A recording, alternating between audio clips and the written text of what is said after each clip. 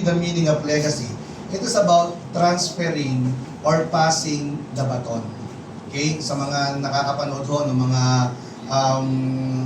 relay ng track and field, it's just like passing the baton. Yung mga sinimulan mo as a human being or as a Christian, habang ikaw ay nabubuhay pa dito sa mundo, iyon yung ipapasa natin sa mga susunod na generation ng family natin.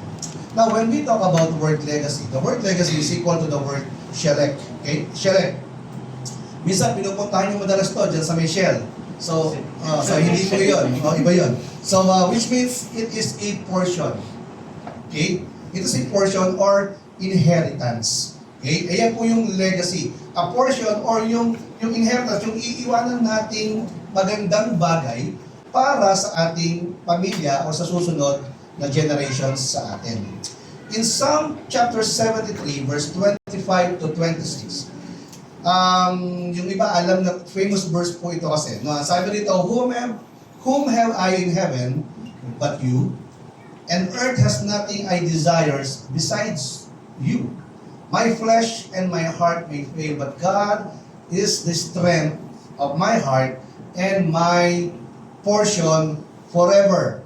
Okay. So the word portion there, it means shelek. No? It's an inheritance. Our God is our inheritance. Yung relationship natin sa Panginoon, ito po ay isang magandang legacy na pwede nating iwan, okay, sa ating pamilya. Making legacy is a choice. Meaning, nasa kamay mo ngayon ang pagpili kung anong klaseng legasiya ang iiwan mo sa pamilya mo. Tanong, anong uri ng legasiya ang ipapasa mo sa mga susunod na henerasyon ng iyong pamilya? Ako po ay may pinag-aralan po ako na ng mga bansa na kung saan yung about legacy nila, saan ba sila masyadong nakafocus when it comes in legacy. Sa Amerika po, okay, somehow ang iniiwan nilang inheritance madalas sa kanilang mga pamilya is about more on properties. Okay, yung mga lupa, lupa. Sa Chinese, ano po ang kanilang iniiwan? Business. Diba? Mga business na yan. Sa Europe o yung mga European countries, it's about philosophy and arts, especially doon sa Greece, sa Italy, yan. Then sa Pilipinas, yan. Ano kaya ang legacy yan? Ang sikat sa atin. Yan. Pinakamalaki ang legacy ng mga Pinoy. Actually, kasi laki na USA. No? Ano yung USA? Utang, sakit, anting-anting. Okay, mga ganun pa rito. Anting-anting pa rito. Okay. Yung mga iba talagang, di ba, ang hirap doon, yung iniwanan ka ng napakaraming utang. Sakit. Iniwanan ka ng napakaraming sakit. Di ba, yung nakuha mo rito sa magulang mo, walang iba, kundi depression, diabetes, di ba? Tapos, yung iba, nag-aanting-anting mahina. Pero joke lang po yun, no? Sa Pilipinas, family tradition, culture, yung binavalue natin at iniiwan natin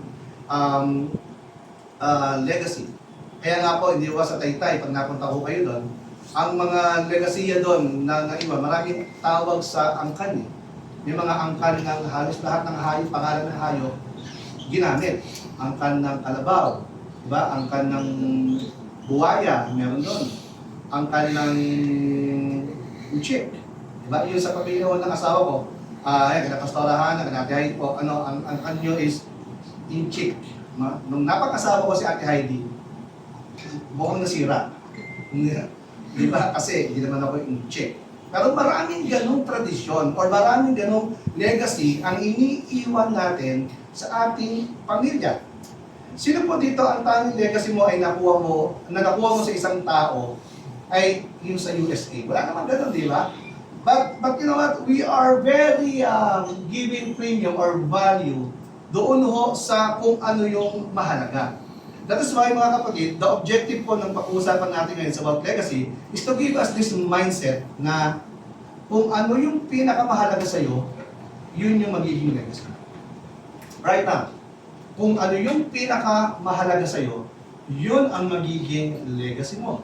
If money is important to you, You will pass on to your children the love of money. Amen.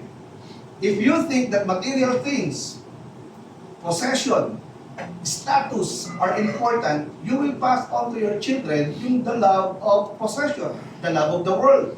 But mga kapatid, if you think that God, your relationship with God is the most important, above all, 100%, you will pass on to your children a life that is honoring to God.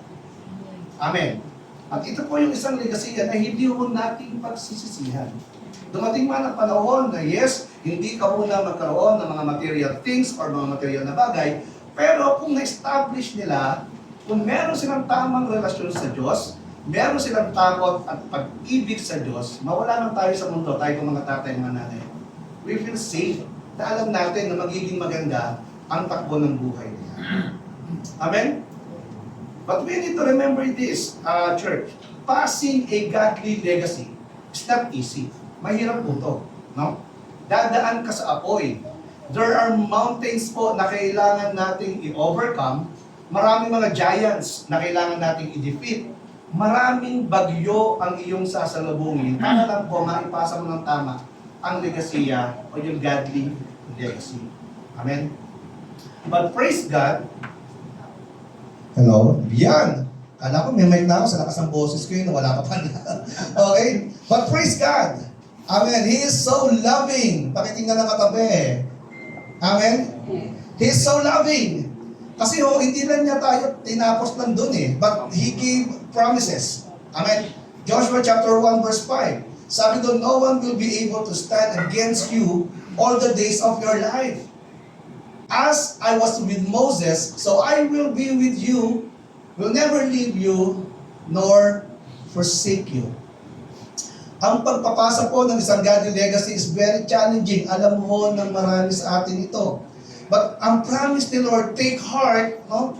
Take heart, says the Lord, kasi kasama mo ang Diyos sa lahat ng laban.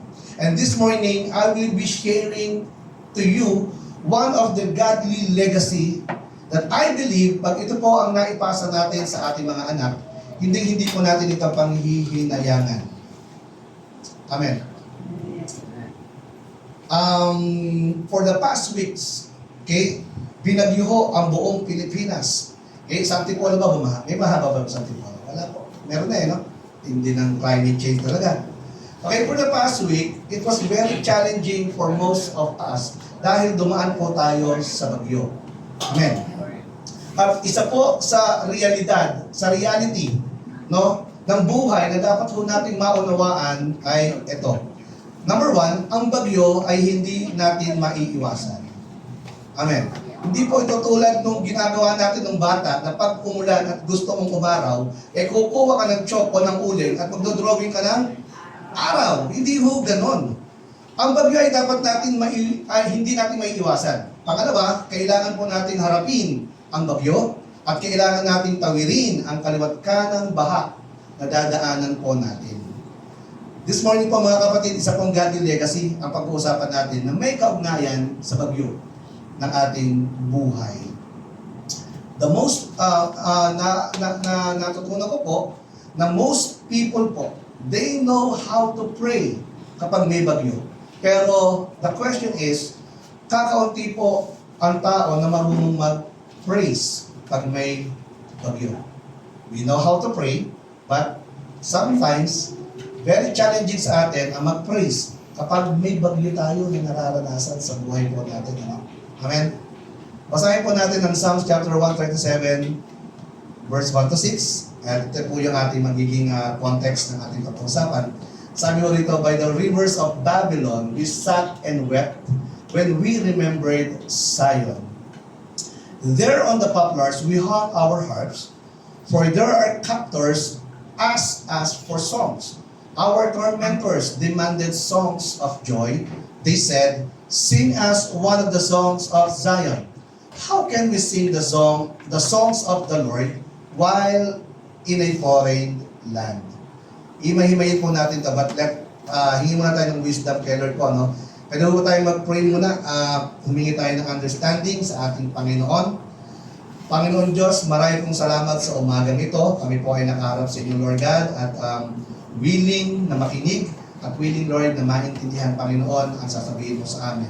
Give us wisdom, Lord, and understanding as we embrace the power of your word, Panginoon, para po magamit ang bawat isa sa amin sa aming buhay. Maraming pong salamat. In Jesus' name, Amen. Pag-uusapan po natin ngayon is about the legacy of praising during the storms. The legacy of praising during the storm. Kaya po, ang ganda ng talagang praise and worship po natin. At if we will look back, ang bilis ng panahon, pagpasok ko na sa Pitonyo, sino kaya itong mama na ito na ang tangkad-tangkad. Pagtingin ko, si Matthew. Ang tangkad sa akin, dati kinakarga ko lang yan. Okay, ang bilis ng panahon. If we will look back, 2025, nakakailang buwan na po tayo? 7, almost, papasok pa lang tayo sa pang 8 months. And if we will look backward, ang dami hong nangyayari sa mundo natin. Amen. Ang dami nangyayari sa Pilipinas, nagpantay ng presidente, and so on. At marami na rin nangyayari sa sarili mo in the past 7 months. Look back muna tayo. January, February, March, up to August. Ano ang nangyari sa buhay natin? Kung marami nangyaring bagyo, that is life. Okay? Yun po yung buhay. Ang buhay po ay daanan ng maraming happenings. Okay? Good or bad, yun po yung buhay natin no? Ako po ngayong umaga ay aamin sa inyo. Pwede ba umamin sa inyo? Pwede naman po, no? Hindi naman ako judge. Okay.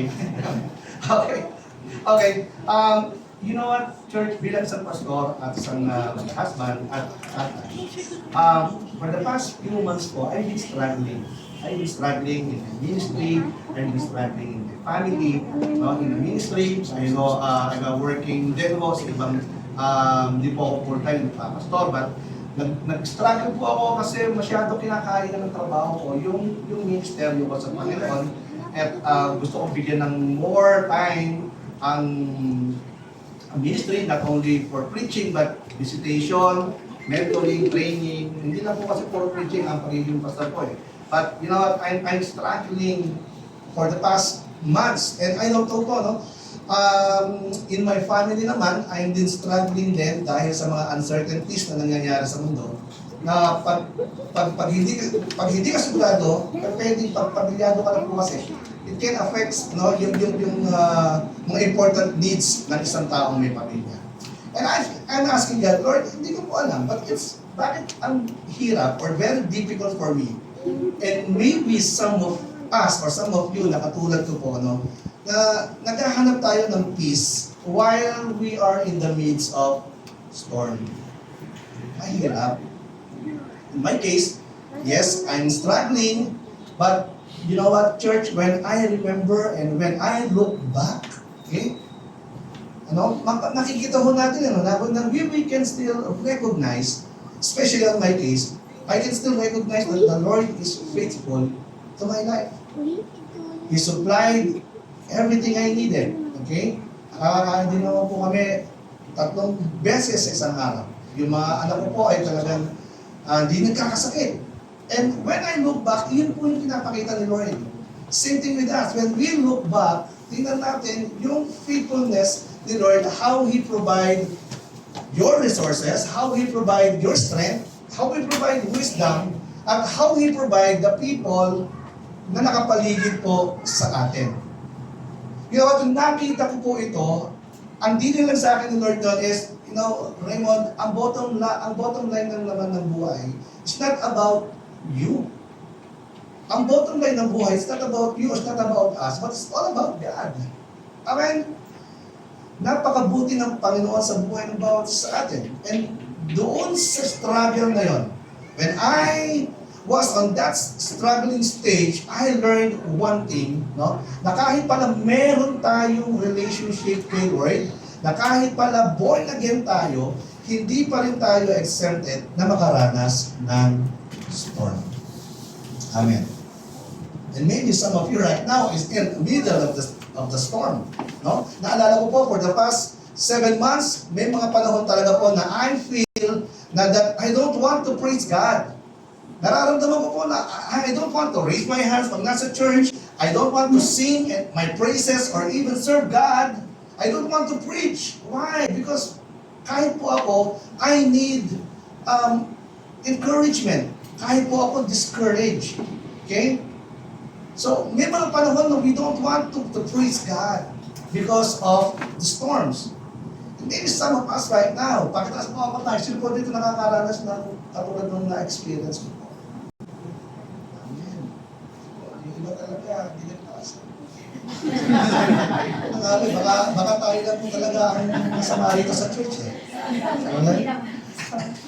So, I believe may mga storms tayo po, no? Iba't iba lang ng signal. No? Iba't iba lang ng level. At alam ko ng Diyos yan. And maybe, some of you will tell me, si pastor, si pastorahan na, no? Nakakaranas ng struggle. Eh, parang hindi halata. Naman nakakaranas po talaga tayo ng struggle. Sabi ko ako sa tayo dati, di kasi nila ako halata na nag-struggle. Sabi ko, subukan niyo pong magpastor. Subukan niyo pong mag-serve. Subukan niyo pong maglingkod. Nakataranasan natin. O, sabi mo nga, yes, we're serving God, but still, we're not exempted to face the storms. Ako po ay 44 years old na, hindi lang halata. And now I'm serving in the ministry for 25 years. And by these numbers, I learned po that even when you anchored your faith to God, even when you serve God, in all your life, pwedeng kahit na umaattend ka ng church 3 times a week, you're still 100% possible po to experience storms in life. Totoo po yan. Ang tanong po, ngayong umaga, kaya mo pa bang magpuri? Kaya mo bang mag-praise kapag sunod-sunod na ang bagyo sa buhay mo? Kaya pa po ba natin? Speaking of storm, ano ba dapat ang ginagawa ng isang tao kapag may bagyo? Kayo po, kumustahin ko po kayo nung may bagyo. Ano po ang ginagawa nyo?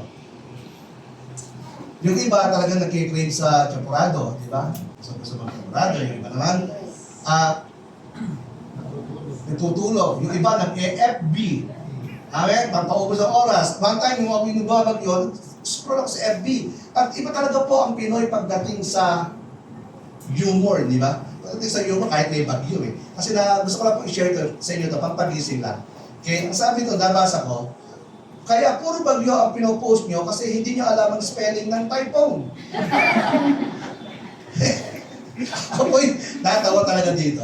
Ibang klase ang humor. Kahit tayo mga Pinoy, iba tayo eh. Diba? Pag umadaan tayo sa bagyo, talagang somehow, natatawa na lang tayo. But seriously, church, when I'm drafting this sermon, I ask God, Lord, bakit ang hirap mag-praise sa'yo? Bakit ganun? Kapag may mga bagyo o problemang nararanasan ang mga tao, bakit ang hirap mag-praise? No? Kasi kung titingnan natin, mahirap talagang mag-praise kapag, di ba, nalubog ang bahay mo sa baha, at napakaraming mga mahalagang gamit, nasira at nawala, ang hirap mag-praise nun. Amen. Mahirap mag-praise kapag matutulog ka na walang bubong ang bahay mo. Maybe some of you experience this, yung tipong, konti na lang, lilipad na yung bahay nyo, di ba? Mahirap mag-praise. Mahirap mag-praise kapag hindi mo alam kung saan ka kukuha ng pambayad mo bukas ng bilin kasi ados na ngayon, singilan na. Mahirap mag-praise kapag hindi ka pa nakakahanap ng trabaho to fill your basic needs. No? Napansin ko po, most of the time, we know how to pray during the storm kesa ang mag-praise during storm. Madaling mag-pray, pero mahirap mag-praise. Alam niyo po ba may malaking difference po dito? No? There's a big difference between prayer and fasting. Pag sinabi ho natin prayer, you are talking to God. Pag sinabi natin praising, you are talking about God. Sa gitna ng problema, sa gitna ng pagsubok, sa gitna ng takot, meron ka bang capacity, meron ba tayong capability to talk about God, to praise God? Pag may kahirapan, ang default kagad ng isang Christian, pray. Pero bibihira ka po makakita ng isang Christian na nagpe-praise o isang taong nagpe-praise habang siya ay nakakaranas ng bagyo. Remember the disciples of Jesus. Lahat sila natakot nung nakaranas sila ng bagyo during that time. Amen. Why? Because praising is about expressing po. Praising is about expressing your faith to God doon sa mga bagay na hindi pa dumadating. Ito po yun. Ang praising is you are expressing your faith to God for the things that are not yet to come. You need healing. Kailangan mo ng kagalingan ngayon. You are praising the healer kahit wala pa yung healing. Kailangan mo ng provision. And right now, you are praising the provider kahit wala pa yung provision. Let me tell you this, church, in real life po, there are times that we know to pray, but we don't know how to praise. Because ang praising po is about celebrating yung goodness ni God sa ating buhay. Okay? Yung parang counterintuitive, magpe-praise ka, pero magulo yung nararanasan mo. Diba? Magpapasalamat ka, pero ang hirap ng nararanasan mo. Counterintuitive po eh. Then praising God is about declaring the faithfulness of God in the midst of our storms. And most of the time, napakahirap kong i-celebrate ang goodness at faithfulness ni Lord when you have problems. Say amen. Amen. Ang hirap po, di po ba? Yung tipong ang gulo-gulo ng isip ko, how to praise? Pero Lord, I need to praise you. Pero how? Let's go back on the scripture na binasa natin kanina sa Psalm 137. Ang background po nito is this. Ang bansang Israel, Israelites ho, also referred as Zion, were being captives ho by Babylon, itong Babylon Empire. Dahil captives ang mga Israelites, it means slaves sila ng mga Babylonians. Pag sinabing slave, sila po ay pinagtatrabaho ng mahihirap, nagbubungkal sila ng lupa na hindi naman nila pagmamayari. At isang bagay po na expert ang mga Babylonians is about doon sa pagma-mind conditioning. Yung kanilang kultura, yung kanilang tradisyon ay ipapasa nila doon sa mga nasasakop nila or legacy, okay? Para para dumating ang panahon na ikaw Babylonians ka pa rin. So isa po sa mga mind conditioning na ginagawa ng mga Babylonians is not to worship God. Hindi sila nag-worship sa buhay na Diyos. Pinili po ng mga Babylonians that time yung mga best and the brightest Israelites. No? Yung mga best, ibig sabihin, yung tipong mga magaganda ang breed. Okay? Yung tipong ang mga gatas, mga Nivea. Di ba? Ganun katindi.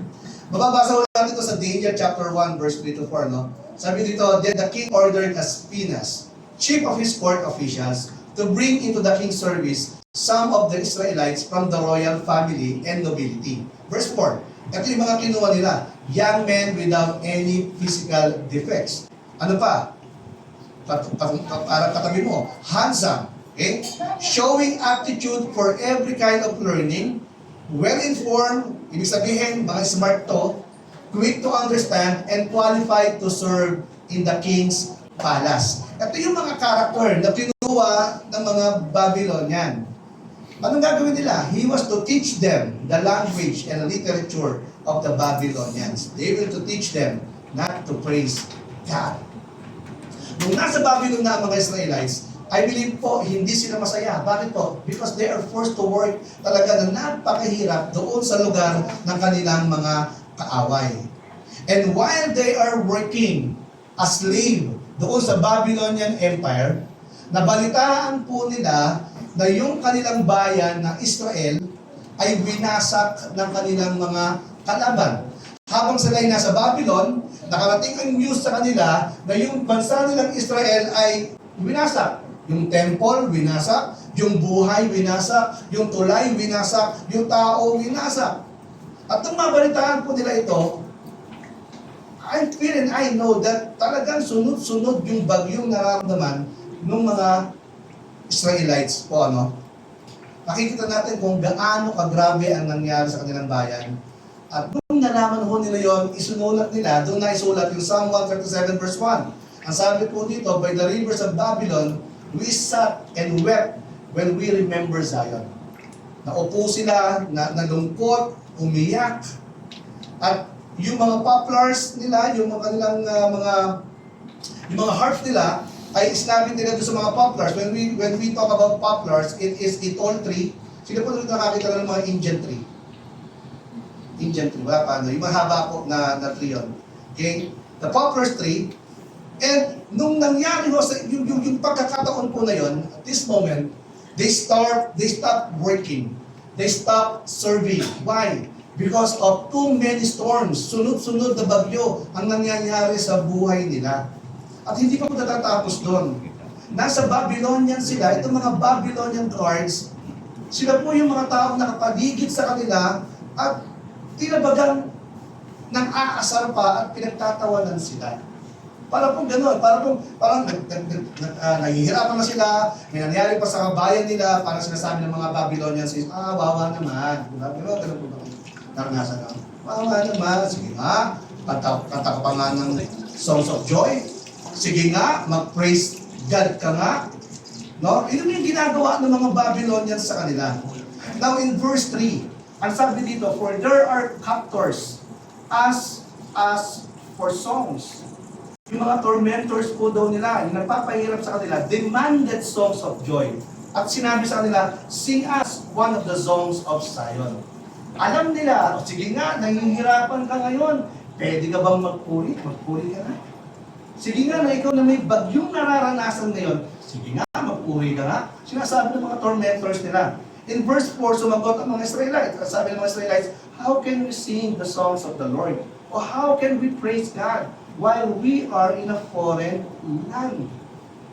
In verse 4. In this story po, dito po sa story nito, hindi mo madali ang na-experience ng mga Israelites sa kamay ng mga Babylonians.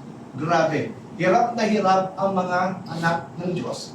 Pinipilit silang umawit ng awiting pasasalamat doon sa lugar ng kanilang paghihirap. And it's very hard for us sa buhay mo natin.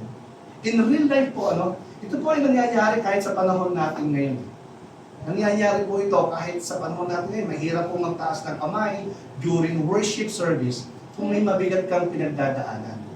Yung iba naman, sobrang challenge na, no? Sobrang challenge na yung kapag sinabi ni pastor o yung worship leader na, come on, worship, praise God. Hindi pa magtaas ng kamay, hindi pa magpuri. Kasi nga, nahihirapan tayo. Yung iba naman, magtataas ng kamay, pero hindi naman totoo. Yung iba naman, aawit, pero hindi naman totoo ang kanilang pag-awit sa Panginoon. Yung iba, nakangiti, pero in reality, hindi naman totoo. Bakit? Kasi may pinagdadaanan na storm sa buhay. Maraming mga tao po sa church, they're smiling on the outside, but broken in the inside. And I don't know, maybe there's someone here po na alam po na may pinagdadaanan ka ngayon. Alam mo na how many times po na ikaw ay sumapalakpak sa Panginoon, raising your hands in worship, pero alam mo sa sarili mo that you are broken inside. You know what, church? Maraming tao sa loob ng church na ganito ang kalagayan. And they keep asking questions. Lord, I know how to trust you in times of trouble, pero bakit ang hirap mag-praise kapag may bagyo? In the story po, sa Babylonians, balikan natin kanina, the Babylonians was taunting, inaasar, amen, pinipikon itong mga Israelites. Sige nga, mag-praise ka nga sa Diyos mo. It's like telling us this morning, sige nga, yes, alam ko, may problema ka. Kaya mo bang umawit ng pasasalamat sa Diyos na kahit may bagyo sa buhay mo? Sige nga, magpasalamat ka nga sa Panginoon kahit wala pang healing. Sige nga, magpasalamat ka sa Panginoon kahit wala pang nasasagot sa mga prayers mo. Sige nga, magpasalamat ka sa Panginoon kahit alam mo lumalaking pasaway yung anak mo. Sige nga. Sige nga, magpasalamat ka sa Diyos kahit nawalan ka ng trabaho. Church is very difficult. And if our hearts are not ready sa mga storms po, baka masabi natin yung sinabi ng mga Israelites sa verse 4 na paano kami magpupuri kung nasa foreign land kami. It's like telling the people na paano kami makakaawit o magpupuri sa Diyos kung saksakan ng dami ng problema kung meron kami. Noah Church, I want to encourage you today. Gusto ko po kayo palakasin na anuman po ang kalagayan mo ngayon. Nasa taas ka man o nasa baba. Nasa tagumpay ka man o nasa kabiguan. Ang sabi ko ng Bible, the Lord inhabits the praises of His people. Anong ibig sabihin nun? Si Lord, pag ikaw daw ay nagpuri, si Lord sa harap mo, kapag binitawan mo daw yung pasasalamat mo sa Kanya, ang presence ni Lord ay nagpapahinga doon sa ibabaw ng pagpapasalamat mo o pagpupuri mo sa Kanya. I want to tell you, church, that God is not limited by your location. Malayo ka man, wala ka man sa church. Or God's not limited by your situation. He is not limited to your timeline. Bakit po? He is God. Pag sinabing Diyos, He created time, He created location. And He is never early and never late. Perfect timing lagi si Lord. Naririnig niya ang panalangin mo, naririnig niya ang papuri mo. Amen? Going back sa istorya po, balikan natin yung istorya. Sige, oo, nasa ibang lugar ang mga Israelites. Wala sila sa Zion. Sige, oo, nandun sila sa lugar na nahihirapan sila. Pero po, hindi ibig sabihin na hindi sila naririnig ng Diyos. Malayo sila sa Zion, pero hindi ibig sabihin na hindi sila naririnig ng Diyos. Why? Because God is not limited by your place. Kahit saan pwede kang magpuri. Kahit anong sitwasyon, pwede tayong magpuri. He is not bounded by our circumstances. Bakit po? Basta alam ko po kasi sa sinabi niya, kung magpupuri ka, ako ay dadating. Kung ikaw daw ay magpo-worship, magpupuri, ang Diyos ay dadating. Matthew 18. For where 2 or 3 gathered, as my followers, I am there among them. Ano pong wisdom ang makukuha po natin dito? Hindi po lahat kasi na may pinagdadaanan, okay? Hindi dahil may pinagdadaanan ka, ay malayo na ang Diyos sa'yo. Amen? Hindi dahil may pinagdadaanan ka. Hindi porket broken-hearted ka ngayon, hindi na naririnig ng Diyos ang mga iyak mo. Hindi porket nasa foreign land ka, hindi ka na kayang abutin ng Diyos. Because the last time po, I opened my Bible, the same promise pa rin po ang binitawan ni Lord sa Deuteronomy chapter 31, verse 8. Ang sabi dito, the Lord Himself goes before you and will be with you. He will never leave you nor forsake you. Do not be afraid. Do not be discouraged. Do not be afraid. Do not be discouraged. And most of the time, if we are placed, kung nandoon tayo sa lugar, that very discouraging season, ang sabi ni Lord, do not be afraid. Do not be discouraged. Is your praise limited by your place? Is your praise limited by your place? Porket ba nasa spiritual Babylon tayo ngayon? Or low valleys ng buhay natin, ay limited na rin ba ang pag-thank you natin kay Lord? No. Alam niyo po, masarap ang maging Christian na may class. Pakisabi niyo po, class. Sila ba itong mga Christian na may class? May ganun pala. Natutunan ko po kasi, sila po yung mga Christian na kayang magpasalamat sa Diyos kahit na may pinagdadaan. Sila yung mga Christian na may class. They keep praising God kahit may mga bagyo tayong nararanasan. Ang tawag mo daw crazy praise. Di ba parang baliw? Di ba? Dahil mo lang problema pero nagpe-praise ka pa rin kay God. Sinasabi siguro ng mga kaibigan mo, mga kapapasay mo, ang tindi na pinagdadaanan mo yun.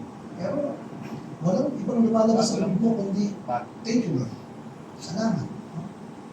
Alam niyo po sa corporate or sa school, kapag po ang isang tao ay may class, ibig sabihin, magaling, or may winning mentality, napakadaming opportunities po ang dumadating sa harap nila. Kapag magaling, kapag may class, mayroong promotion, mayroong acceleration, nandun ho, yung pagtatagumpay. Same thing ho as pagiging Christian natin. If we have this crazy praise mentality, yung nagpupuri kahit may problema, you know what? Hindi ko po alam kung gaano yung magnitude of blessings na pwedeng dumating sa atin. Psalm 22 verse 3, God inhabits the praises of His people. Sinabi po natin kanina, na kapag ikaw daw ay nagpuri sa Diyos, dumadating siya at nagpapahinga sa ibabaw ng iyong pagsamba. So meaning, you can be in the most difficult situation of your life, and yet, it is possible that you can still praise the Lord. Amen. Don't allow your situation to shut down your praise. Kahit madami ng pagkakataon, no, na pinadadapa tayo ng problema, pero ito po yung panahon na para ikaw ay bumawi. Don't allow your situation to shut down your praise. Alam niyo po mga kapatid, hindi po tayo naging Kristiyano para sa rainbow. Alam niyo po ba yun? Rainbow maganda. Hindi po tayo naging Kristiyano para sa rainbow, but naging Christian po tayo para sa bagyo. Kaya ka tinawag ng Lord. Bakit po? Kasi sinasabi din ng Bible, sa mundong ito, ang dami nating troubles. Okay? John 16:33, in this world, you will have trouble. It's not like walk in a park, kaliwat kanan ang magiging problema. Pero praise God, tinawag niya tayo. Sabi ni Lord, take heart, I have overcome the world. Kapatid, kahit anumang panahon, di ba? Anumang sitwasyon, nalala ko yung kante. Kahit anumang panahon, sigura ka. Mabigat man ang aking sitwasyon, ikaw lamang ang sandigan. You know what, dumating ko sa buhay ko talaga na nasubok kami ng Panginoon. Nagkaroon po ako ng problema sa aking trabaho noon, sa negosyo namin, nalugi. Benta-benta lahat ng mga ari-ari, parang yaman, ano? Yung mga 30,000 square inch lupa namin. Okay. Nabenta lahat, sasakyan namin, nabenta, yung ano natira na lang sa amin, parang yung ano na lang, damit. Joke lang. So, marami. Talagang nawala. But, tinuruan kami ng Panginoon kung paano magpuri sa ibabaw ng bagyo. Ang sarap. Intay-tay, bang sarap. No? Kaya kapatid, anumang panahon, anumang uri ng sitwasyon, tinawag ka ng Diyos para magpuri at magpasalamat araw-araw. Bakit po araw-araw? Kasi po, araw-araw may problema. Kaya dapat araw-araw nagpupuri. Amen! Amen! Church, bakit ko nasabi ito? Kasi po, ang buhay ay hindi puro tagumpay. Hindi puro tagumpay. There will be a time na matatalo ka. There will be a time that you will be defeated. There are times that you will be at the lowest point of your life. Darating yan. There will be a time when you will be sick at madi-discourage ka. But on top of this situation, God wants to see you praising, not because wala na yung storms, but because alam mo na bakit may storm sa buhay mo. Ano ba ang purpose ng storm? To honor God and praise God. Amen. I-check niyo po yung sarili niyo, no? Pag malaki ang problema natin, gano'n tayo katindi magpuri, di ba? O gaano kalaki yung nararamdaman mong problema, gano'n kalaki. Yung papuri, halos gusto mo lang abutin yung ceiling eh. You know what? That's the purpose. Bakit may storm? It's to honor and praise God. That even though you are walking in the valley of the shadow of death, I will follow you. Amen. Amen. Psalm 34 verse 1 to 3. Sabi dito, I will praise the Lord at all times. I will praise the Lord at all times. Yes, may bagyo, but I will praise the Lord at all times. Yes, wala pa akong pambayad. I will praise the Lord at all times. Wala pang pag-tuition si Junjun. I will praise the Lord at all times. Basahin natin sa Tagalog, ang ganda nito eh. Sabi dito, sa lahat ng pagkakataon, si Yahweh ay aking pupurihin. Lahat ng pagkakataon po, no? Pagpupuri ko sa Kanya, hindi ko papatigilin. Aking pupurihin Kanyang mga gawa, kayong naaapi, makinig matuwa. Ang kadakilaan niya ay ihayag, at ang ngalan niya ay purihin ng lahat. Pwede ba natin palakpakan ng Diyos sa umaga nito? Amen? Napakabuti po sa Panginoon. Mga kapatid, I don't know po kung sino dito ang kinakausap ni Lord, but one thing I know that and I believe that you cannot hide from God. Hindi mo kaya magtago sa Panginoon. He knows your desires. Alam niya ang kondisyon at sitwasyon ng buhay mo ngayon. He even knows the content of your heart as of this moment. Alam niya. He knows your plans. Alam niya po ang plano mo. He knows you. Kilala ka ng Diyos. At kung alam natin na kilala tayo ng Diyos, ano ang kailangan natin gawin? Get up! Ihanda mo yung praises mo. I-supplement mo ito ng pagmamahal at pagpapasalamat sa Diyos. I-empower mo yung praises mo ng testimonies kung paano ka itinayo ng Panginoon. And I will count to 3 po. 1, 2, 3 ngayon. Pwede po ba? Sabay-sabay tayo. We will shout, "Thank you, Jesus." Thank you, Jesus. Wala pang 1, 2, 3. Sabi kayo masunod na.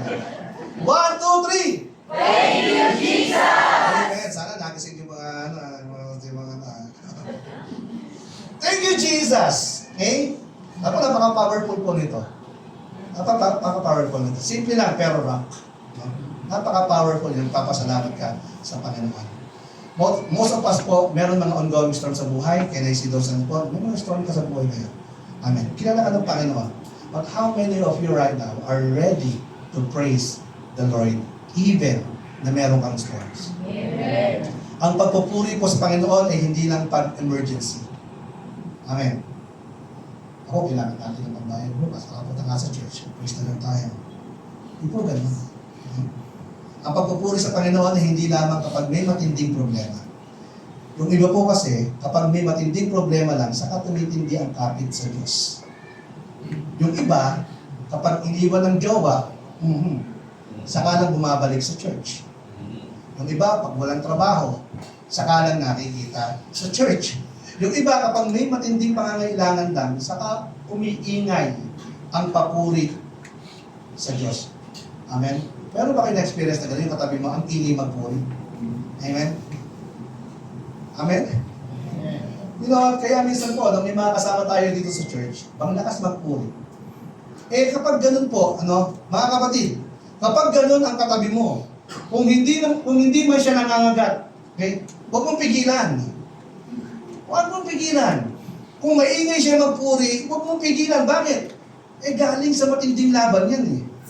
Galing sa matinding laban yan. Galing sa matinding bagyo yan. Kaya ganun katindi ang praise niya. Kapatid, lumalaban yan. Kaya ganun siya katindi magpasalamat sa Diyos.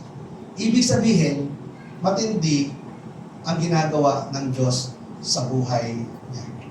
Huwag mong pigilan kasi hindi mo alam yung tindi ng bagyo na pinagdadaanan niya. And let's praise God. No, mamaya po, magpe-praise tayo at talagang papasalamat tayo doon sa mga sa ibabaw ng bagyo natin. Kaya talagang praise God kasi minsan, pinadadaan niya talaga tayo sa mga pagsubok. Amen? Praise God, pinadadaan niya tayo sa mga bagyo. Yes, sometimes God allows you to be bended. Inaalaw ni Lord na mabend ka doon sa bagyo na meron ka, but it doesn't mean that you are breaking. Gusto ko pumakat yun doon, Yes, you are bended, but it doesn't mean you are breaking. Minsan po, kapag sobrang tindi ng bagyo, nagkakaroon talaga ng breaking. Amen. Pero sometimes, kailangan natin ng breaking sa buhay natin so that pahalagahan natin ang dadating na blessings. Natutunan ko po yun. Pag may breaking talaga, may blessings eh. Kailangan lang talaga nating magtiwala sa Panginoon at mag-antay. Keep on praising the Lord every day. Amen? Bakit every day?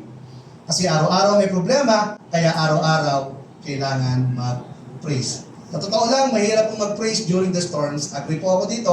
And it is very difficult to praise a person na wala namang ginawa sa'yo. Amen.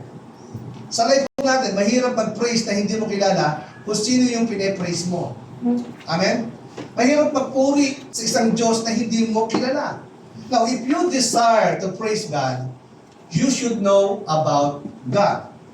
You should inspired by God. You know what? For example, blessed na blessed tayo sa mga kapatid natin dito. Kaya na Kuya Arnel, nag-aaling pang Bulacan, pupunta pa rito. Kay Pastor Hana, no? Na blessed tayo, pag nag-preach siya, iba yung anointing, di ba? Yung dedication niya sa ministry, ibang klase, eh di na nag-asawa, di na nag-boyfriend. Mag-boyfriend pa pala siya. Di ba? Nakakahabol yan. So, she's very dedicated. Pagdating sa counseling, di po ba? Pag may problema kayo, amen? Pag kinakausap ko siya, iba siyang mag-counsel. Ako po kasi talagang parang wala akong gift sa pagka-counsel. Pag may nagpa-counsel sa akin mga mag-asawa, magkagalit, ang counsel, hindi, mag-iwalay na rin. Parang mag-usapan. Siguro hindi mo huwag gift yun. Pero, pastoran natin, ibang klase. You know what? Nakikita kasi natin siya. Na-appreciate natin siya kasi nakikita natin siya, napapakinggan natin siya, nakakausap mo siya. Same thing with God. Kapatid, kailangan mong gawing inspiration si Lord. Paano? Pakinggan mo siya. Kausapin mo siya. Panahon na para tanggapin mo siya sa puso mo, kilalanin mo siya ng lubusan, paano paraan, read your Bible. Kasi sa totoo lang po, hindi mo kayang i-praise si Lord kung hindi mo man siya kilala. Kapatid, kung kilala mo si Jesus, listen to this, hindi mo titipirin ang praise mo. Amen. Yung tipong, alas 9 ang service, 8:30 nandito ka. Hindi mo itatago, hindi ka mahihiya na, alam mo yung praise the Lord. Talaga, lalaban ka eh. Pastor, baka maiyak ako kasi nakakahiya. Mga ganun ba rito? Nahihiya ka mag-worship. Ano mo nga, sa church, ano ngayon kung maiyak ka habang nag-worship? Mas mabuti nang umiyak ka dahil sa goodness ni God kaysa umiyak ka dahil sa problema. Amen? Mas masarap lumaban na kasama ang Diyos. Mas masarap manalo na ang Diyos ang dahilan kasi po, hindi Kanya iniwan. Amen. Kung gusto mo pong magpasalamat sa Diyos, dapat sinasabi mo sa Kanya. Hindi pwedeng understood na yun, Lord. Amen? Hindi pwedeng understood na yun. Kailangan mong sabihin sa Diyos kasi po, iyon yung language ng praise. Yes, alam ni God ang nasa puso mo, pero hindi niya naririnig sa labi mo. Amen. Minsan po, kapag ako nagbabrowse ng picture ng aking asawa, Ate Hines, si FB, okay? Para gagawin mo siyang FB story for 1 year.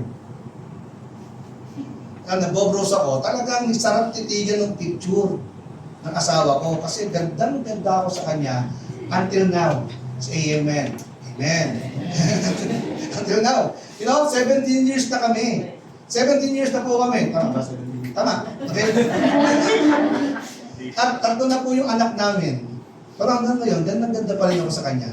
Eh dahil po, love na love ko yung wife ko, hindi ko kasi pwedeng hanggang titig lang ako. I need to tell her with conviction, me, ganda mo talaga. Kahit bagong gising ka, diba?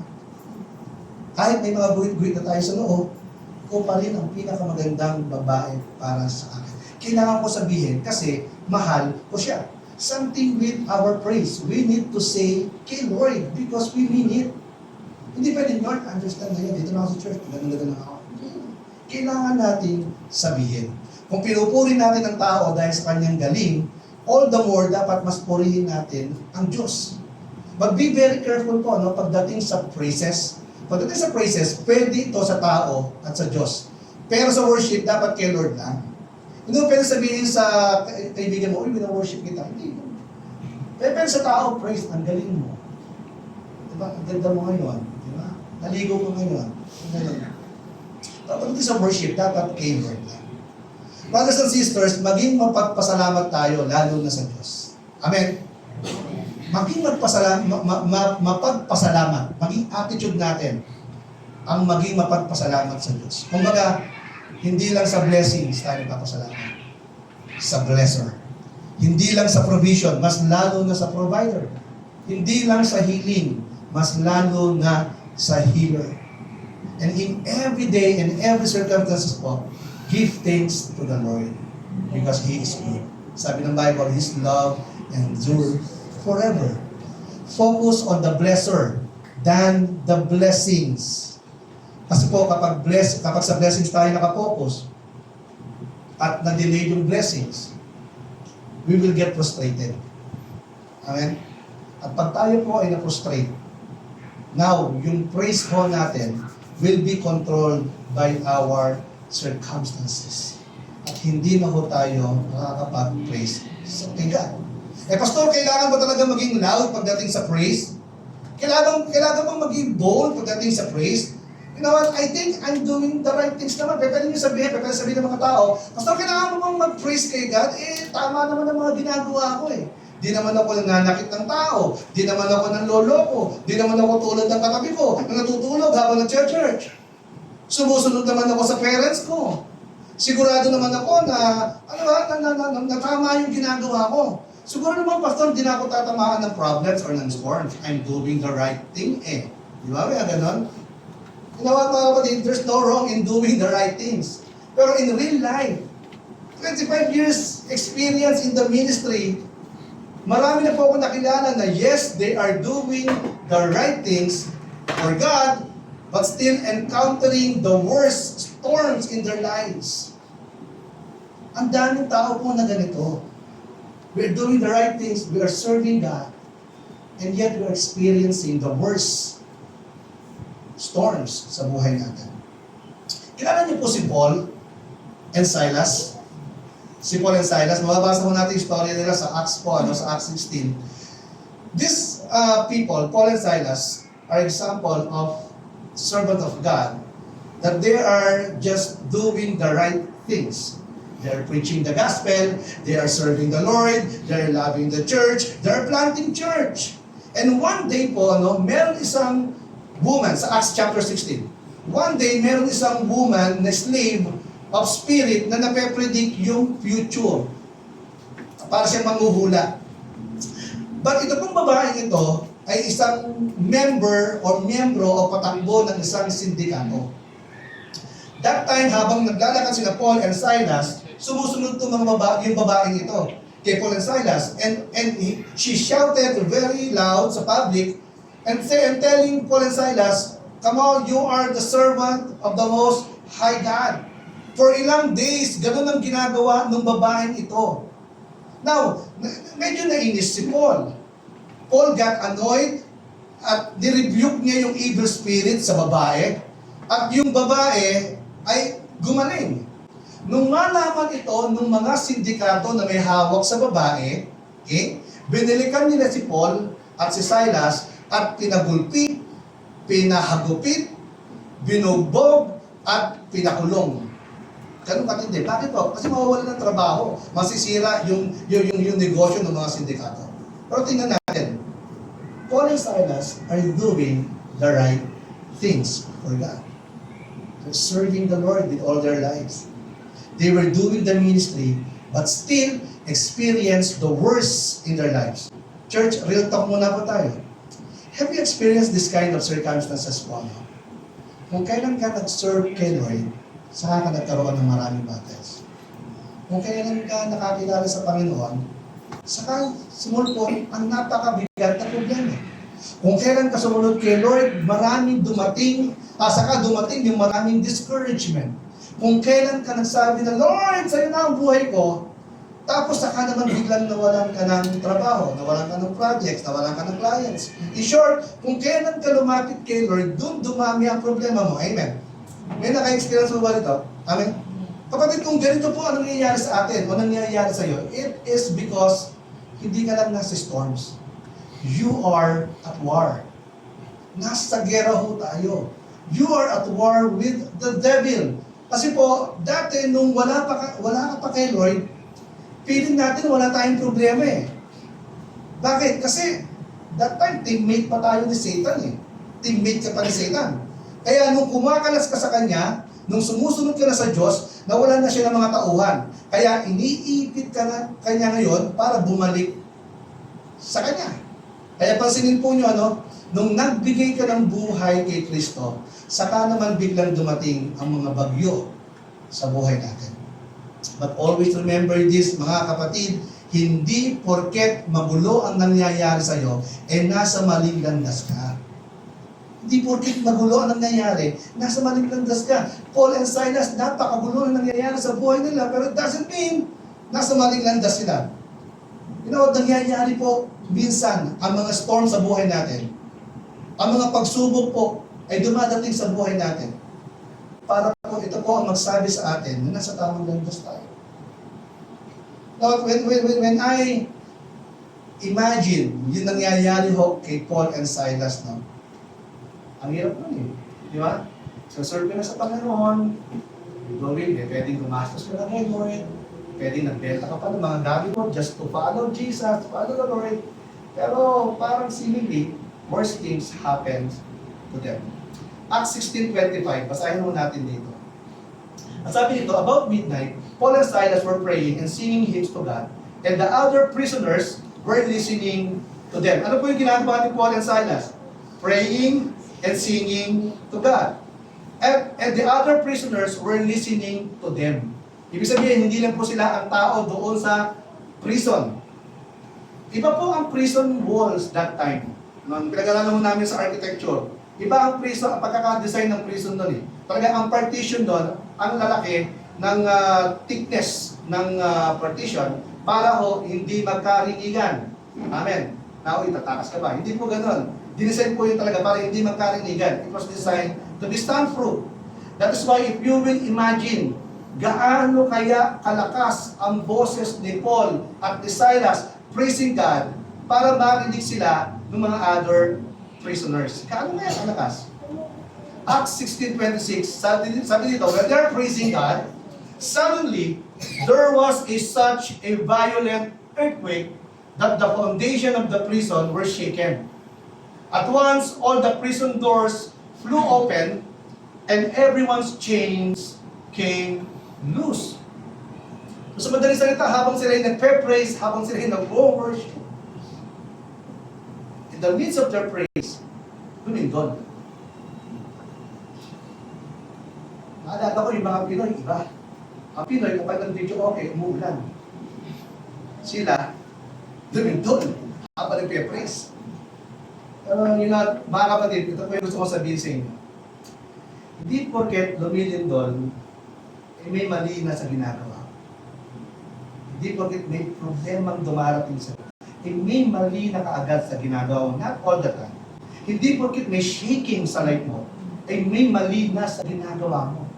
In fact, the last time I read the Bible, yung lindol na dumating kay Paul and Silas ay dumating para hindi sila patayin.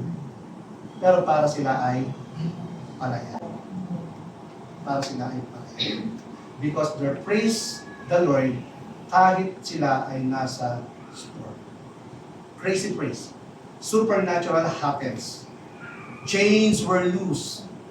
Prison doors were open. Sabi mo nga kayo na, just imagining, pag babasa kayo ng Bible, just want to imagine kayo ang nangyayari. Hindi imagine mo, no? Siguro, pwede ba ito? Sample lang. Siguro si Paul, na nakakulong sila, kasi naka-chains daw sila eh. Hello, Sanchez. Diba? Re-enact natin. Hello. Hello, yeah.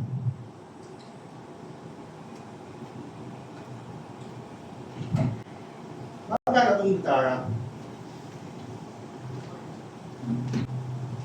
Siguro, kasi sabi nila nag-hymns. Kumanta sila ng hymns eh.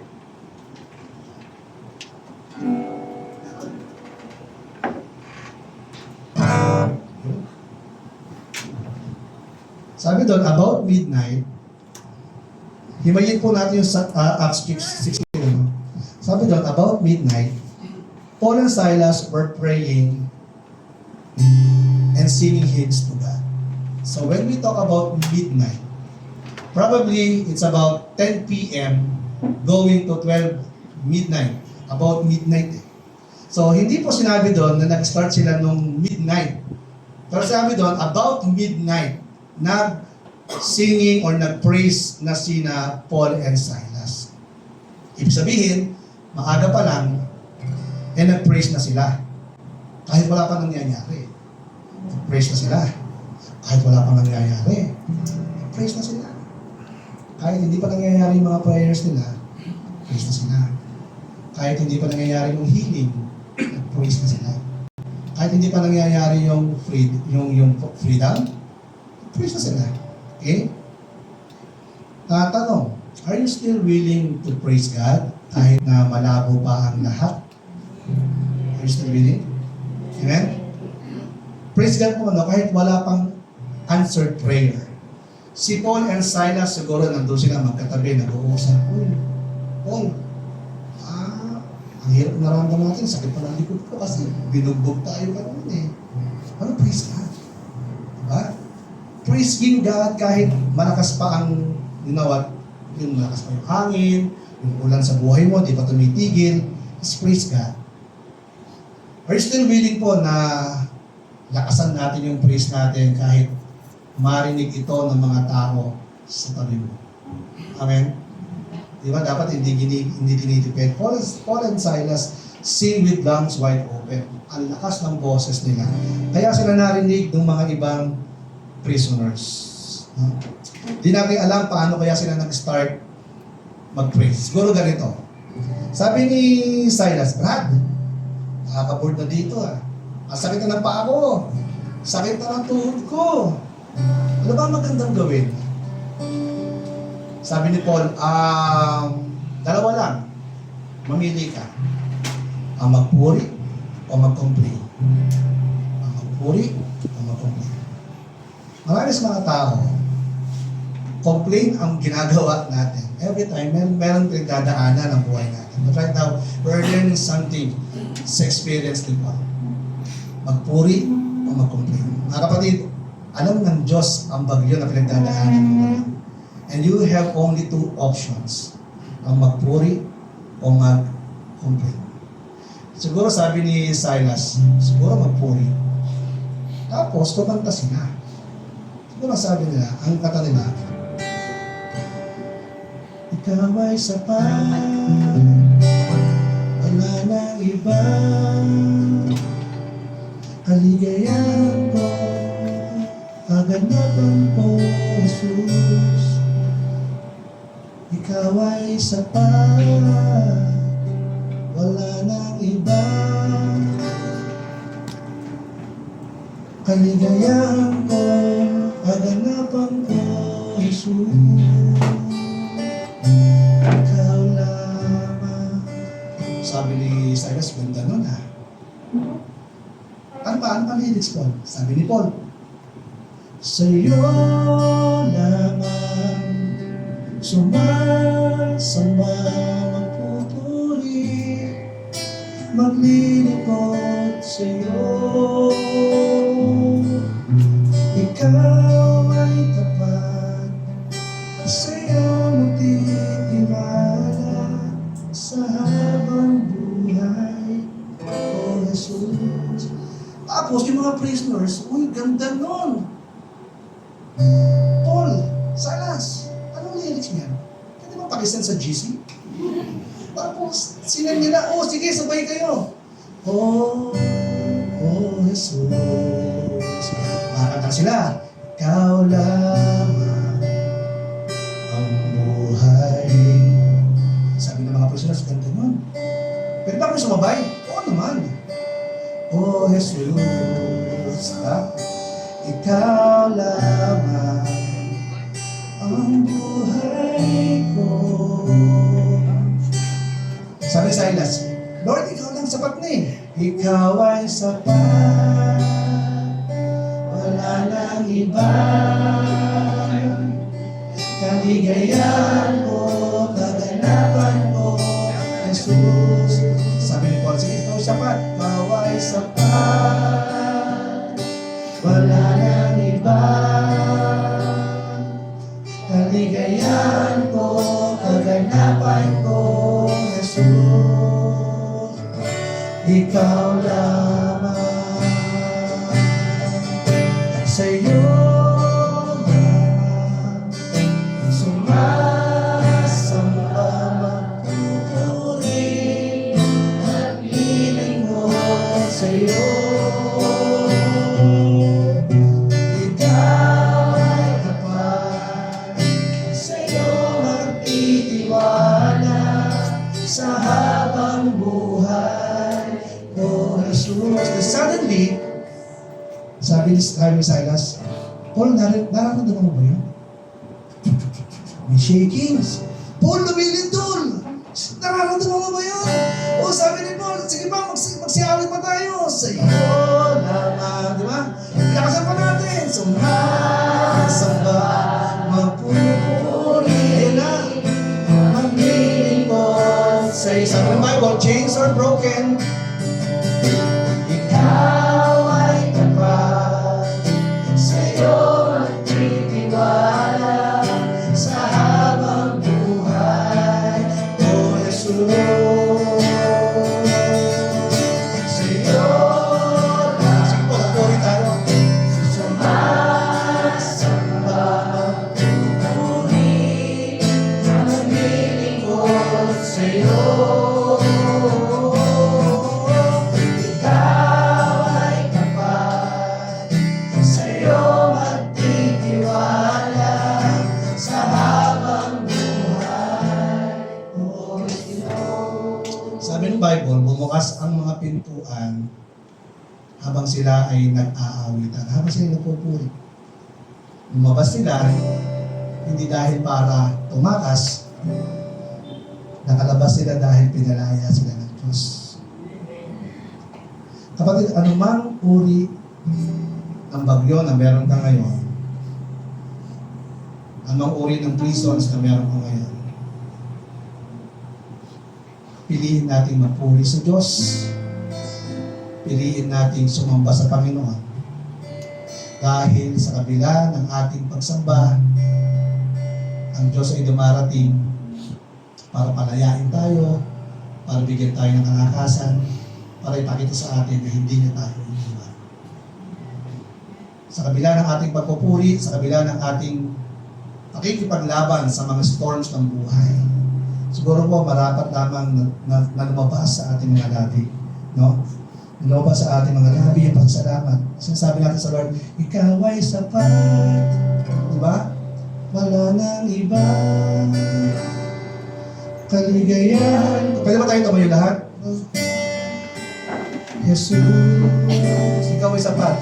Ikaw ay sapat. Wala nang iba. Kaligayahan ko, kaganapan ko. Jesus, Ikaw ay sapat. Ikaw ay sapat. Wala nang iba. Kaligayahan. Kaligayahan ko, kaganapan ko. Jesus, Ikaw ay sapat. Ikaw ay sapat. Wala nang iba. Kaligayahan ko, kaganapan ko. Jesus, Ikaw ay sapat. Ikaw ay sapat. Wala nang iba. Kaligayahan ko, kaganapan ko.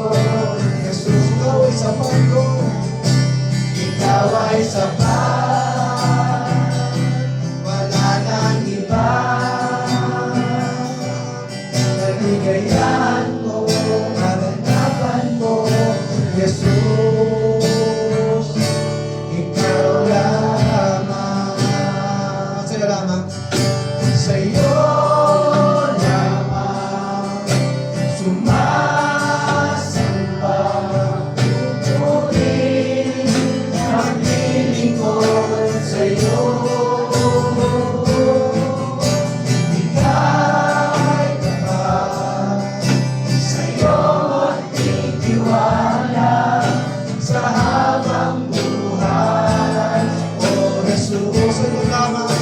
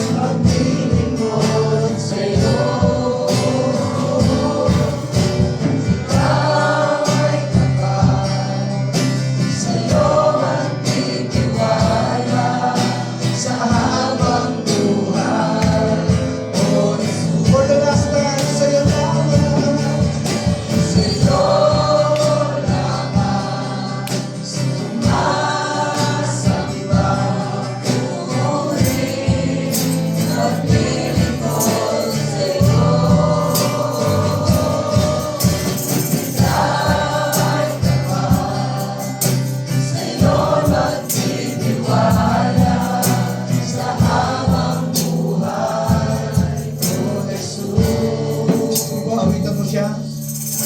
Sa'yo lamang sumasamba, pupuri, maglilingkod sa'yo. Kaway tapat, sa'yo magtitiwala sa habang buhay, O Jesus. Amen. You know, alam ng Diyos na matinding bagyo ang pinagdadaanan ni Paul and Silas. At alam ng Diyos ang pinagdadaanan ng bawat isa sa atin ngayon. Alam ng Diyos.